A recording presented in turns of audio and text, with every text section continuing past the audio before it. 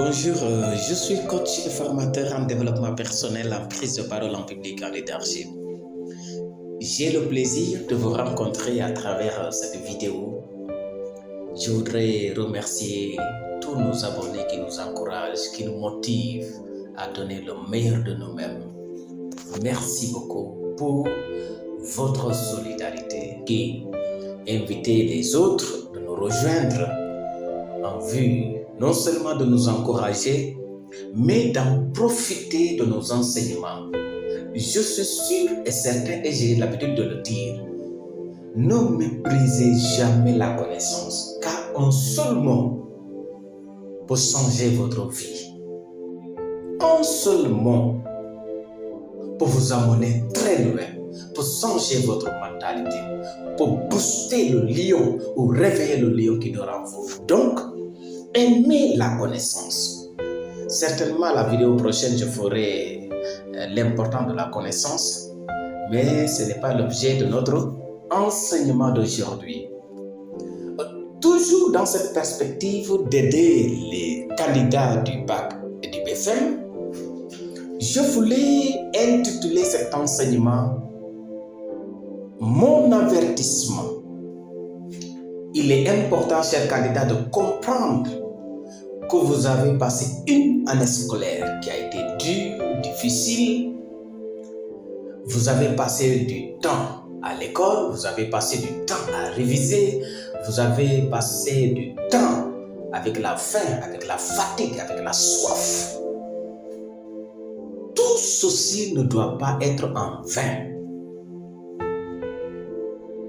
Depuis le mois d'octobre jusqu'au mois de juillet, vous ne devez pas accepter de passer à côté parce que vous avez commis des erreurs.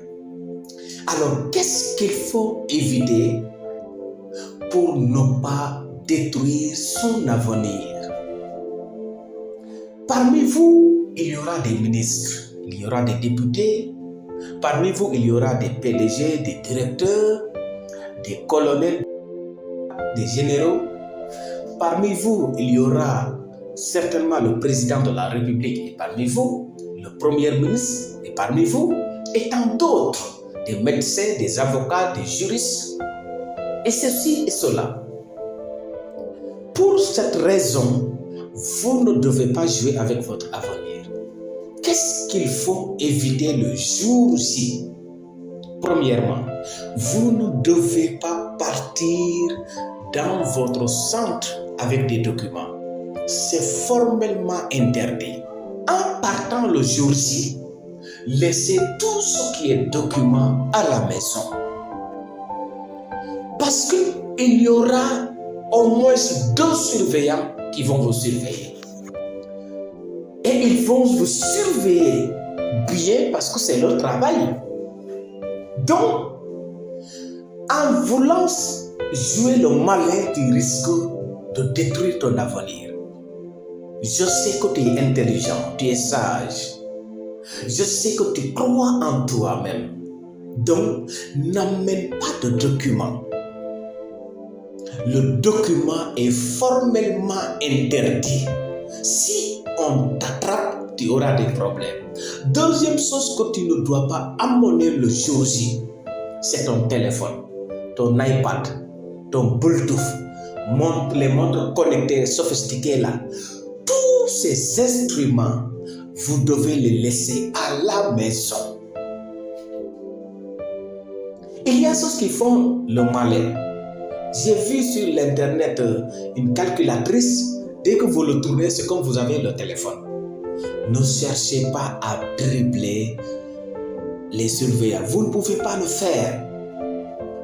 N'amenez pas votre téléphone à l'école. Laissez le téléphone à la maison.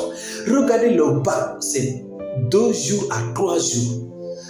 Regardez depuis le mois d'octobre. Vous ne devez pas accepter de détruire, de ruiner ou de travailler en vain de tout ce que vous avez fait durant l'année scolaire. Il ne faut pas le faire. Donc, n'amenez pas le téléphone, s'il vous plaît. Pourquoi il faut respecter ces avertissements. Quelles sont les conséquences? Première conséquence, on peut vous exclure. On va vous suspendre 2 ans, 3 ans, 5 ans. Vous n'allez plus faire le bac. Et vos amis vont vous devancer. Ils seront à l'université. Ils seront peut-être des cadres et toi, tu vas essuyer dans ta vie. Deuxième conséquence, la honte. Parce qu'on dira, on a attrapé X en train de tricher. Tout le monde sera au courant. Quelle honte. Troisième conséquence, vos parents auront la honte. Parce qu'on dira que c'est l'enfant de tel qui trichait qu'on a attrapé, qu'on a suspendu. Quatrième conséquence, vous allez salir le nom de votre école. D'où vient l'élève qui a triché? Il vient de telle école. Vous avez sali le nom de votre école. N'acceptez pas ça. Ne l'acceptez jamais. Je voudrais vous dire ceci. Vous êtes un élève intelligent. Vous êtes un élève très sage. Vous êtes un élève discipliné. Mais surtout, vous êtes un élève qui a compris là où il faut aller, là où il faut arriver demain. Qui vous voulez être demain? Votre aspiration. Vous avez le désir de réussir dignement. Et si vous avez cette mentalité, cet esprit qui vous anime, Dieu va vous aider parce que vous allez vous concentrer et non chercher à dribbler des surveillants qui vont finir par vous attraper. Donc, chers candidats du bac, vous qui allez commencer le mardi, faites beaucoup attention. Je voudrais attirer l'attention des parents en vue d'aider leurs enfants.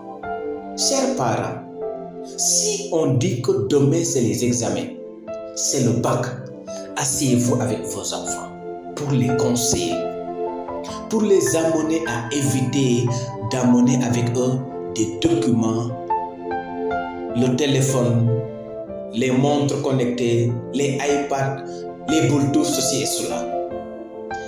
Demandez-les de tout laisser à la maison. Demandez-les de croire en eux-mêmes et de croire à vos prières qui les accompagnent. Si on dit qu'aujourd'hui c'est le bac, réveillez-vous très tôt pour aider votre enfant à se préparer.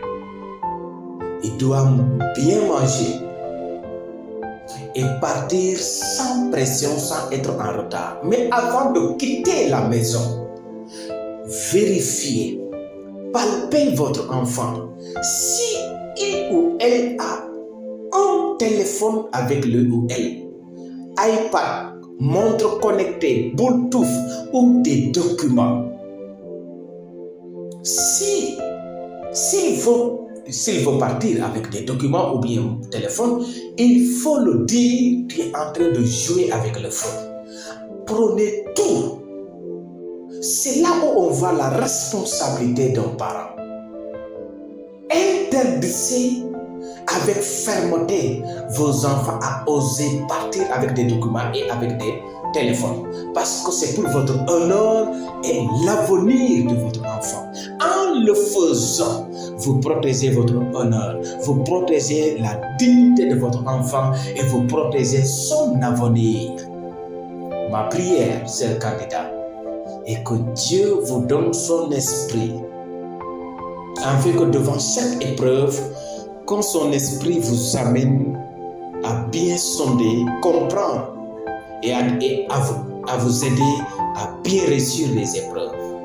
Pas de pression, pas de peur, pas de panique. Vous avez fait les devoirs à l'école, la composition à l'école. Donc il faut juste dire, c'est une composition qu'on a délocalisée. C'est la même chose. Ce sont des êtres humains qui vous aiment, qui souhaitent votre réussite qui vont vous surveiller. Donc, il n'y a pas de panique. Concentrez-vous devant cette épreuve. Qu'est-ce qu'il faut faire d'abord? C'est lire. Encore lire, et si vous le pouvez, lire 3e fois. Pourquoi? Cela vous permet d'épouser l'esprit de l'épreuve, de comprendre l'épreuve. Et cela vous permet de commencer et de bien terminer. Sinon, certains qui ne lisent pas, ils commencent et sont bloqués. Donc, prenez le temps de lire. En lisant, vous pouvez souligner ou noter sur le brouillon qu'on vous donnera.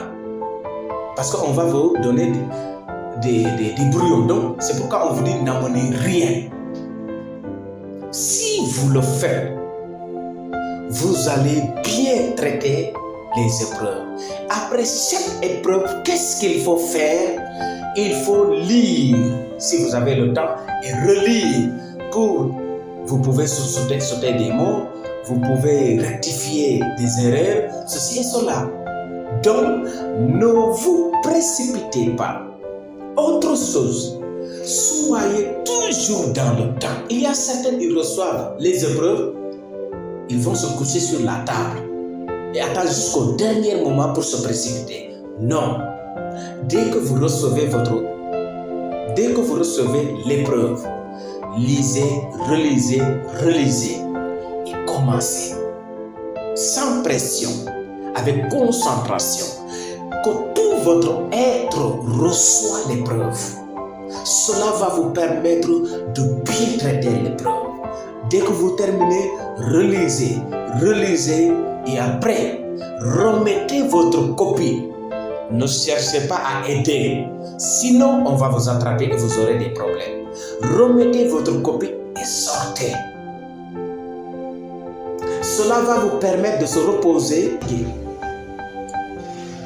et vous allez réussir. Merci de votre aimable attention.